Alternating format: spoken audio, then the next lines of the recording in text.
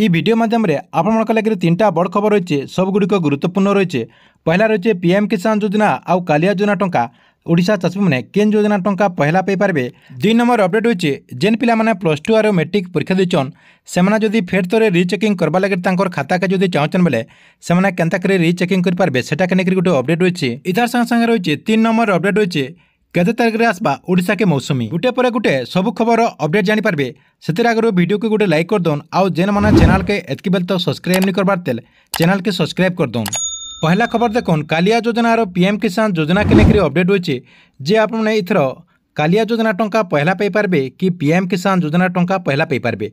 आपने समस्ते जानिछन जे देश रे यादे निर्वाचन चलचे जेना कि ओडिशा रे भी निर्वाचन चलचे। निर्वाचन सरीगला पर जेनटा कि निर्वाचन आपणकर जेन रिजल्ट रही 4 तारीख रे रिजल्ट आसबा 4 तारीख रे रिजल्ट आसला पर जना पड़ जावा जे ओडिशा रे किए सरकार करबा। इथर फेर थरे बीजेडी सरकार करुचे कि इथर नुआ सरकार आछन जेना कि बीजेपी भी इथर सरकार एबार संभावना रही।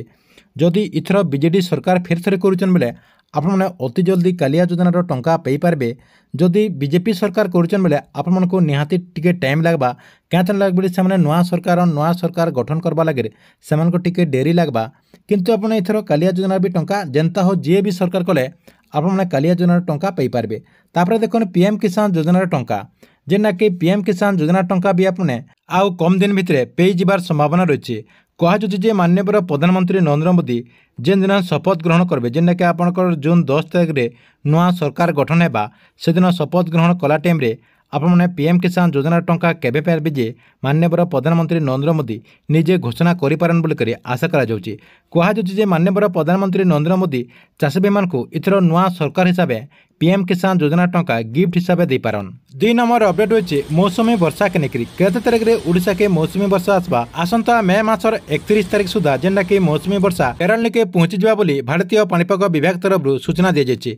यादे किंतु केरल रे प्राग मौसमी वर्षा वर्तमान आरंभ हेकरानो। इतार संगे भारतीय पाणीपाग विभाग जने अधिकारी कहिछन जे प्राग मौसमी वर्षा जेनटा कि डेरी रे आसबा जेनटा कि केरल के पहुंचबा लगे स्वाभाविक 2 दिन रु 3 दिन आपनकर डेरी हे जिबा सेते लगे कहा जाछि जे ओडिशा के प्राग मौसमी वर्षा जून 15 तारीख रे आसबार संभावना रही। सेते लगे रजरे पाग टिके ततला रे बाबली पाणीपाग विभाग तरफ सूचना दिया जायछि। 3 नंबर अपडेट होछि जेन पिला माने इथर +2 आरो मैट्रिक परीक्षा देचन सेमाने जदि तांकर खाता के रिचेकिंग करबा लगे चाहचन बेले सेमाने केनता करी रिचेकिंग करि पारबे। देखुन पहला तो देखुन +2 लागिर जेन माने +2 परीक्षा देचन +2 परीक्षा रिचेकिंग लागिर आप माने आवेदन करबा लगे चाहचन बेले आसंता जून मासर पहला सप्ताह रे विज्ञप्ति प्रकाश पाइबा।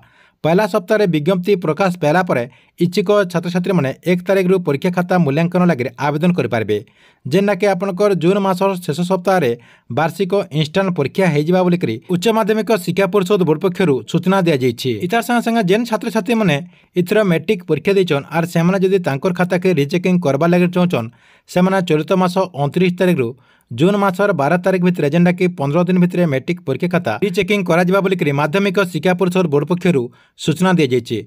कहुचे मुक्त विद्यालय सर्टिफिकेट परीक्षा आरो मध्यमा छात्र छात्री मैंने ऑफलाइन माध्यम आवेदन करें। छात्र छात्री मन को आवेदन करबार के हेले बोर्डर जेन मुख्य कार्यालय रही किंबा आंचलिक कार्यालय जेन रही सेनके जेकरी छात्र छात्री मैंने आवेदन करें।